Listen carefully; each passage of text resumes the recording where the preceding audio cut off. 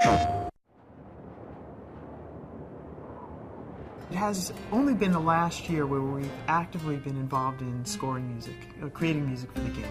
The inspiration for the music comes from the characters in the game. There's two main characters. You play as this little boy Monroe, and you also get introduced to this preposterously self-absorbed king that inhabits the world that you discover.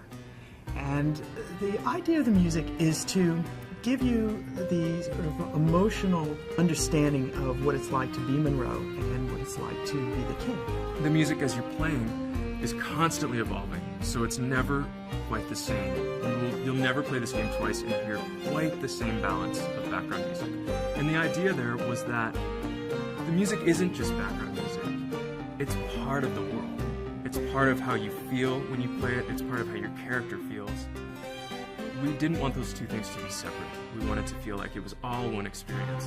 I love this sort of scoring. It's really fun because it's more elemental. The music is playful, and it's not song form. So, you know, it's not A, B, A, verse, chorus, verse, chorus. It's just much more free-flowing, fun. The music is also your guide through this environment. So it functions in more literal ways, like it alerts you when there's danger in certain areas. But it also provides an emotional backdrop to the game that is meant to evoke what this world feels like. I collaborated with Peter Scaturo, music supervisor at Sony, who had seen some of my previous work.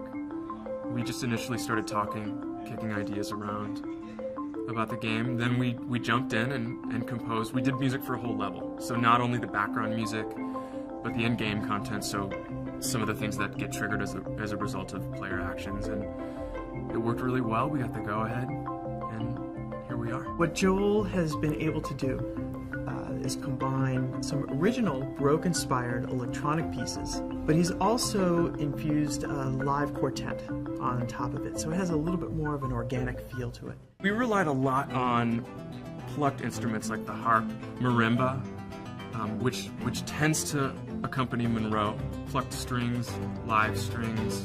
We chose synthesizer sounds that really complemented our acoustic palette. We're at a point where things have developed to a very sophisticated level in which we're able to have the same high production value that you'd find in a Hollywood film. We also have the unique aspect of making the music interactive. That's the future of video game music.